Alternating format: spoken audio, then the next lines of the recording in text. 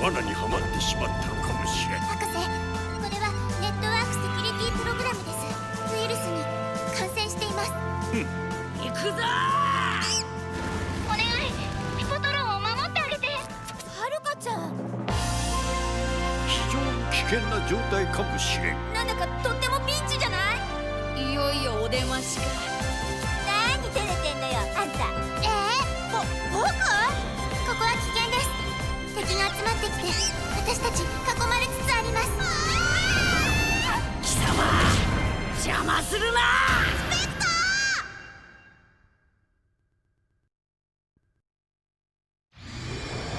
ー！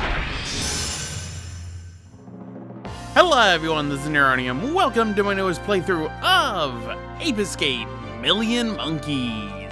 Ape Escape Million Monkeys was created and developed by Sony Computer Entertainment Japan Studios, released in 2006 for the PlayStation 2, only in Asian regions. Ape Escape Million Monkeys is actually a sequel, believe it or not, to Ape Escape Pumpkin Prime, which came out on the PS2 in only Japan and the United States years prior. Now, Ape Escape Million Monkeys is an interesting game. Besides the fact that it was never released in Japan, it was planned to be released inside of PAL regions, despite PAL regions never getting Pumpkin Primed. That never made any sense to me either. But because Million Monkeys is the last PS2 Ape Escape game, it's interesting.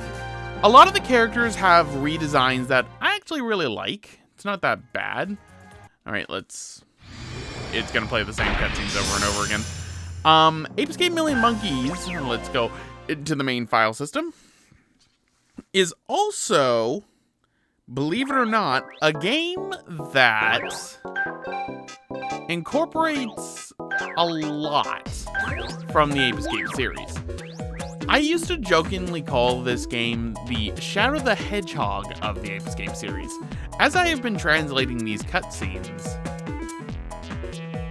It's turning out that's not really a joke. A lot of references to past Ape Escape games are present in the story. This is also actually, I believe, the last mainline Ape Escape game that follows the original canon, save for Ape Escape 3. Because Ape Escape 3, I guess, is its own thing. This game came out after Ape Escape Curious Big Mission on the PSP, which is the last one that references the past mainline games. And this is the last one that really follows any continuity at all. After this, it would be a lot of party games with the Ape Academy and Ape Quest games on the PSP, and then we'd get the reboot with the Ape Escape Move game on the PlayStation 3 Move. I never want to play that again, by the way. Now, what version of Ape Escape Million Monkeys are we playing? I'm actually playing this off of the PCSX2 emulator for two main reasons. The first reason is there is actually a widescreen mode patch for this game. So I'm able to play in widescreen for gameplay. Cutscenes will be 4:3 aspect ratio so as not to stretch them. The second reason, because I'm going to be translating the game, I decided to do the PCSX2 version so I could do a higher resolution internally for the game to force it to, so as to not have to look at blurry katakana, kanji, and hiragana when translating the scenes. But I do have help with translation this time, in the form of a device from my work, actually, that I just so happen to be fixing, that will be perfect for me translating cutscenes. I'll get more into that when we get into the main project. Now, because of this, there is actually an Ape Escape Million Monkeys translated patch version that is being worked on at the moment. At the time of this recording, that is still in an alpha/late alpha state and not entirely translated for the game. So as a result, I'm holding it up to myself to translate the game where I can, which is, funny enough, kind of a full circle thing for me. Even though the first translated project I ever did on this channel was Kingdom Hearts 1 Final Mix before 1.5 came out, Ape Escape Million Monkeys is actually the whole reason why I began learning Japanese in the first place. It wasn't Kingdom Hearts, even though I had translated parts of the game through different guides in the past. For Ape Escape Million Monkeys, this was the first game I attempted to try and learn Japanese, and would eventually go on in high school and college to take Japanese. I haven't used the skills too much, so they've atrophied, and I do want to go back to be able to learn it more. But I figure this is kind of a good way to do that. Now, funny enough, the whole reason why is because of this option right here, the password function. Much like Ape Escape Pumpkin Prime, there are passwords in this game that can unlock different things. And even though this is the Japanese version of the game, you have hiragana, katakana, you have kanji, although it's more for the Chinese version, I believe. No, this is actually kanji. And you have English. The passwords in this game, you have to scour online most places to find them. Funny enough, though, the passwords are actually available on the fan-made wiki page for Ape Escape. Because if you look anywhere else for the passwords, it tries to spell them out in Romaji, and if you know Japanese, that's not a good thing. Because it could be anything. The way you have to input the passwords in this game, you have to input them with katakana. But there's so many different ways that you can spell them that Romaji makes it completely impossible to really do it. So if you ever want to do the passwords for Ape Escape Million Monkeys, go on the Ape Escape wiki for Million Monkeys page, and there is a section on that wiki page that actually has all the passwords in the game. We'll do passwords in a little bit, but just to show you what we have for this game, we have Story Mode, Coliseum, Versus Mode, the File Select, Character Creation, Password, Options, and just to go back. So what is Story Mode? Story Mode consists of two stories, a light and a dark story, basically, although they go through the same levels with the same missions, and the only difference are the cutscenes. Originally, what I was going to do was I was going to just go through one story and then just have the cutscenes play for both of them before each episode, but I figured that would be kind of boring, plus also content. So when I did this game in the past as a live stream, I started with episode Kakeru, which consists of Spike, Natalie, the Professor, and Cassie. And then I played episode Spectre, which consists of Spectre in his first playable appearance of the series in a non-party game sort of way, and the Pippo Monkeys. This time we're going to be doing it in reverse. We're going to be doing episode Spectre first, and then we're going to be doing episode Kakeru. Now, much like Ape Escape Pumpkin Prime, there is a reward that you get for... Oh, that's password. There is a reward you get for beating each stage in a certain time with a certain health, and they are battle chips. These battle chips can be combined with 2 or more, and I'll show you just exactly how that works. In the character creation, you can only get the chips if you are playing with character-created characters. So we have Spike, the Professor, Natalie, Cassie, Pippo Team, Spectre, and Pippatron G. Technically, you can play the game with Pippatron G. I don't recommend it. He doesn't get... Well, technically she, I believe. She doesn't get chips, but she ends up just being a powerhouse. Funny enough, out of all the deep cut references in the PlayStation franchise, the only game that actually references Pippatron G is PlayStation All-Stars Battle Royale. This is one of the Monkey Radar's simians that get summoned. In fact, the strongest one is Pippatron G. It's weird too because Spike's outfit is the default outfit in PlayStation All-Stars Battle Royale. That game also has a reference to the Gorilla armor from Curious Big Mission. I'll get more into that later. But for right now, let's go into the files select for Spectre that I created. And here is where, because you can change characters in the story at any time, I'll mess around with that a bit, but for the most part for episode Spectre, I'm going to be playing as just Spectre. We have the gadget selector, which, believe it or not, unlike Ape Escape Pumpkin Prime, we actually do capture monkeys in this game. So this is a traditional Ape Escape game in that sense. We have our tonfa, which are basically our stunt clubs. We have our RC cars. We have our gun, which is our slingshot. Only in this case, it's literally just a laser gun.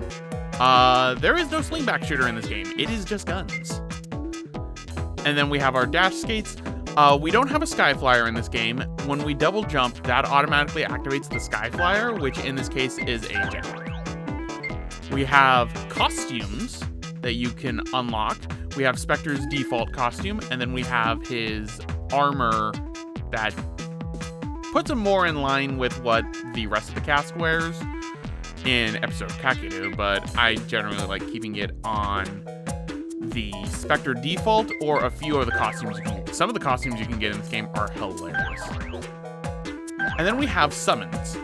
We have summons returning from Ape Escape Pumpkin Prime. Now this right here is the monkey encyclopedia of all the special monkeys you can get. Now, not only are there, you know, the monkeys to catch, we have the special, I guess, Toro characters that also make their appearance in this game. They are hidden in certain stages.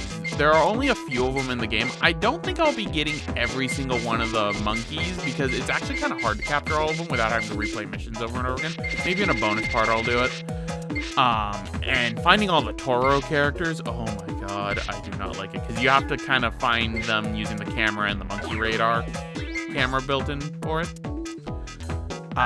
This right here is the name changer, so you can name your characters whatever you want. This is the extras where you can look at the movies. You might notice I already have the movie for this. Luckily, the cutscenes replay each time you start up the story. I haven't actually played anything on the file. I was just doing this to get some translation practice in. That's why I have the intro cutscene, which the intro cutscene for episode Kakeru and episode Spectre are exactly the same. The only difference is Spectre's intro cutscene is a little longer, showing what's going on for that part of the story. And then we have the gotcha chips. These are where you would put the two chips together to create an item for you. And you can create items, summons, new gadgets, new costumes for all the characters. The better you do in a stage, the more chips you unlock, and the different chip combinations will unlock new items. You can get doubles, triples, quadruples, or even quintuples of items, so keep that in mind. You could also combine the chips on your own if you want. And then this is the character load screen, and then this is where you would save. You can actually combine chips together, and if you don't save, you keep those chips. So, no consequence, no problem.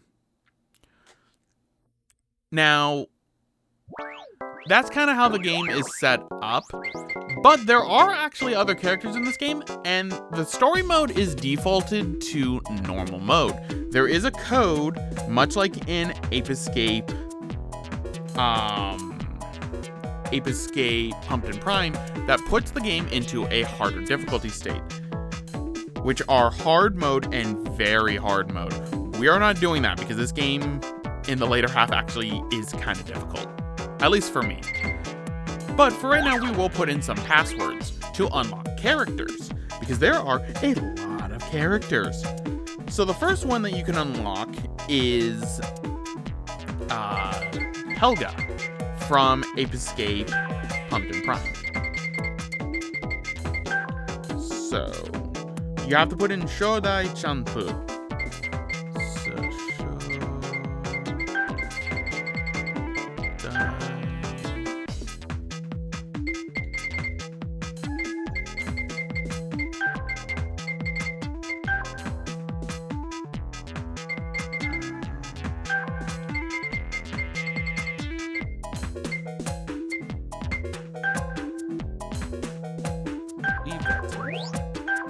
Nope, that's the wrong one.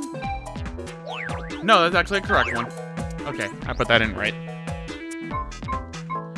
The next one is going to be the Pipitrons, which return also from Ape Escape. Technically, in this case, Ape Escape 3 was the last game that they were in, but Ape Escape Pumpkin Prime is where they first premiered.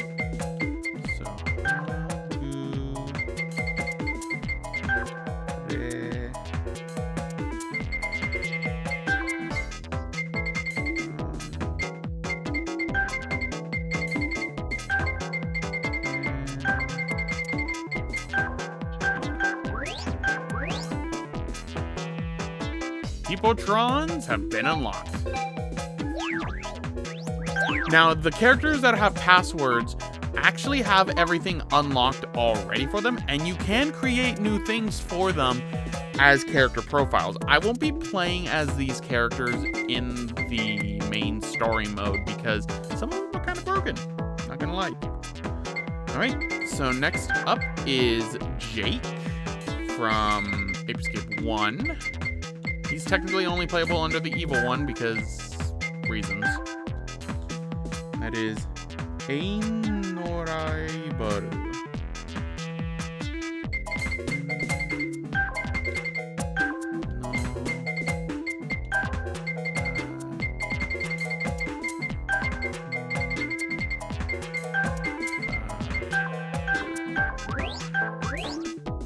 And we've unlocked Jake.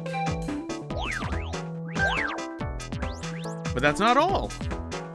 We also have the most of these passwords you would actually get from beating the story. So for example, you get the password for Helga for beating episode Kakeru, and you get the Pipitrons for beating episode Spectre. Jake and the next couple of characters are all unlocked via the high-tech Coliseum mode, which is just a 4-on-4 match mode that kind of gets boring after a while. So we have now Dark Jake.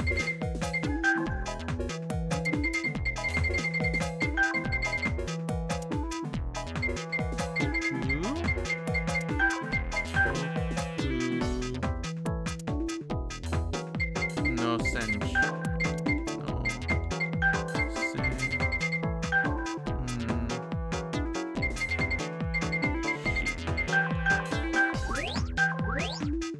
And we have unlocked Dark Jake, which is actually just Dark Jake from Pumpkin Prime. He doesn't make an appearance in this game except for this, so keep that in mind. Then we have Dark Spectre. This one is Kyokyomaji.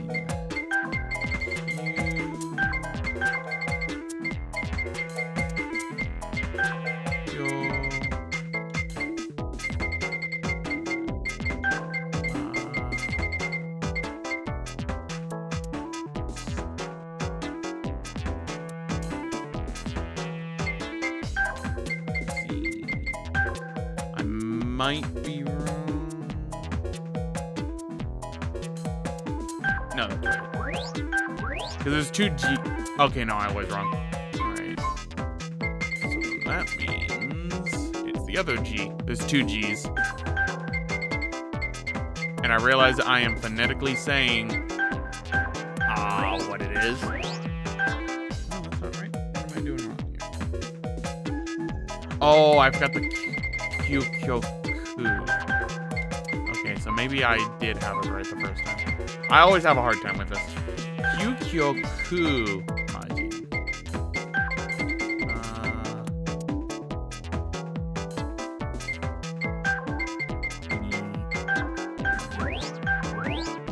Yeah, okay, there we go. Dark Spectre.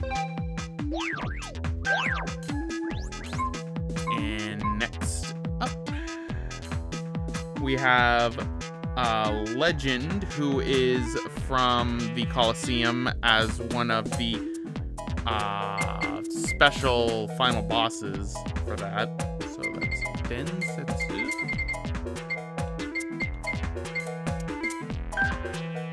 No, that's not it. That's not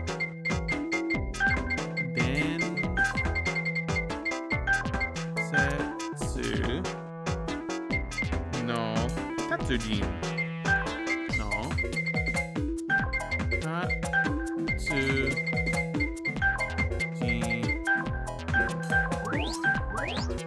And we've unlocked Legend. Next, we have another one who is actually the first one you would unlock if you did the high-tech Coliseum, which is Volcano, which is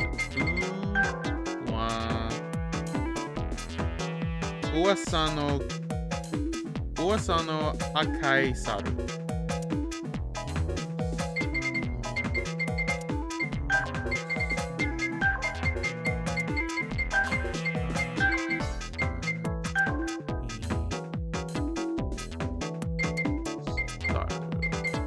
Which is literally just red volcano monkey. That's literally what the translation is. There we go. Volcano. And the next character is actually one that will appear in the story, but is not playable until you do the tournament, and that is Virus Cassie, which this one is like the hardest one to do if you don't have the correct katakana spelling, which is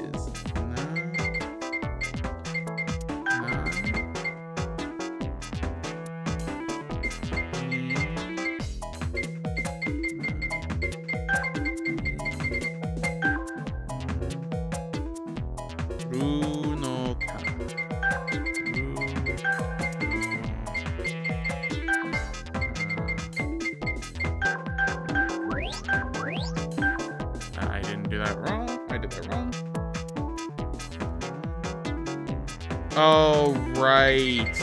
This is where it messes me up every time.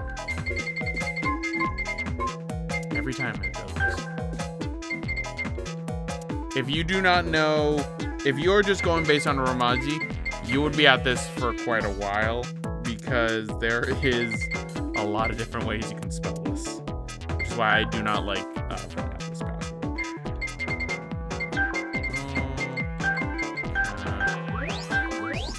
There we go, Virus Cassie. Now we're not done just yet. We have some costumes to unlock. This first one is, if I remember correctly, the cursed one. It's a monkey suit for Spike. And it doesn't look good. Rukakerusa. Oh, wait, no. Ruke.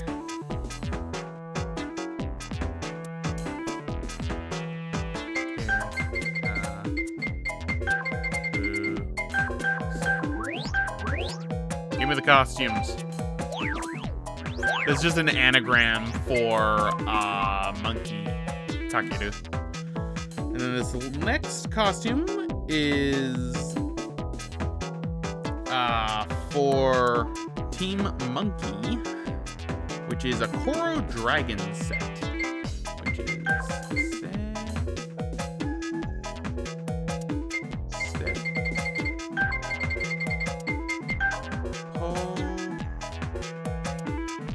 Seto Koro Dragon.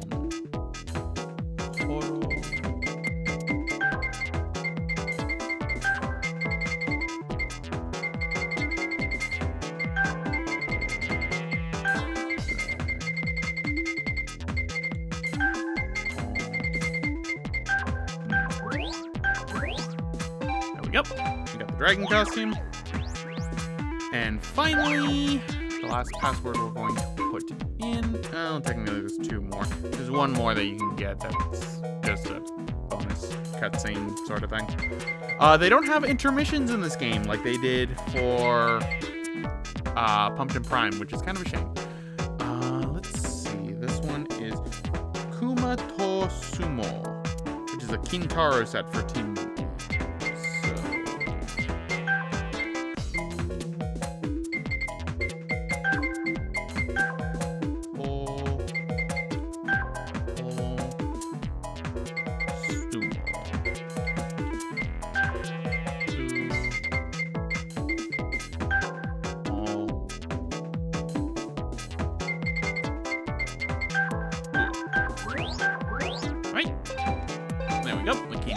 Set. And the last cutscene we will put in is to unlock the annoying cutscene that this game always defaults to loading when you first boot up the game. It's weird. It's not the story one. I don't know why. It's always the same. So Saru Todoru.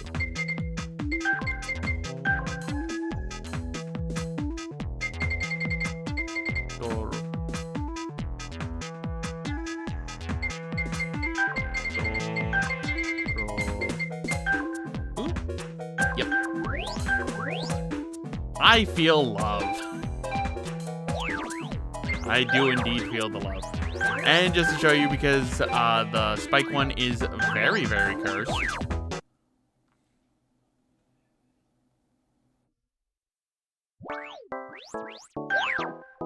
We'll go to costume. There are 2 actual monkey ones for him. So we have his, this is what he wears in some of the cutscenes. And we've got this one. This one's not cursed. This one, on the other hand, is very cursed. Actually, no, I think this one's more cursed than this one.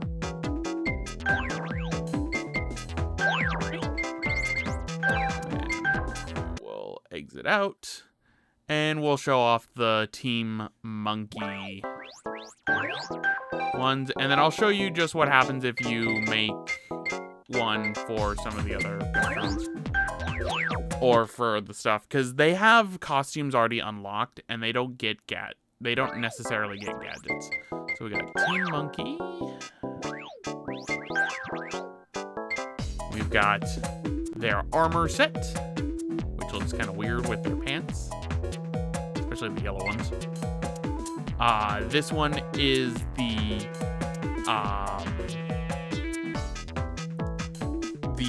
Koro Dragon costume. And this is the Kintaro set. There you go. And the last thing we'll do for this episode 0, I know this has been going on for quite a while. I'll show off some of these stuff. So let us make a one. So here we have Spike, Professor, Natalie, Cassie, Helga, Team Monkey, Pippatrons, Jake, Spectre, Dark Jake, Dark Spectre, Pippatron G, Legend, Volcano, and Virus Cassie. Do not like the Virus Cassie. I guess let's do Jake. Let's do one for Jake. Pretty much they have powerful equipment already. So that's kind of why I'm not using them, but just to show it off. They also have costumes for them mostly unlocked. So, as you can see, you can't change his equipment at all because he is a predetermined layout. You can't change that. But we do have red, black, and yellow hair. And as you can see, he has most of the main summons of the game. There's a couple more you can get. So we have Monta returning. We have Hattori Monso.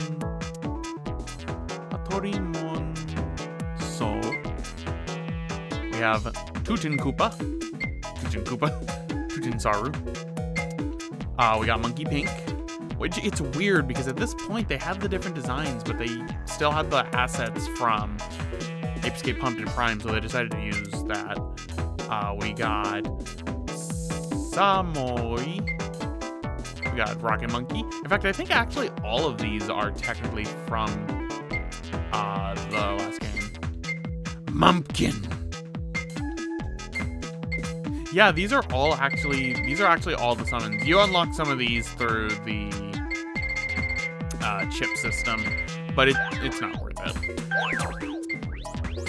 And as you can see, he can't use gotcha chips at all, so he can't get them. So you really just use these characters just to show off. That's it. But there we go. That's everything I wanted to show off before we get into the main game. So anyway, everyone, I'm going to end it off right here.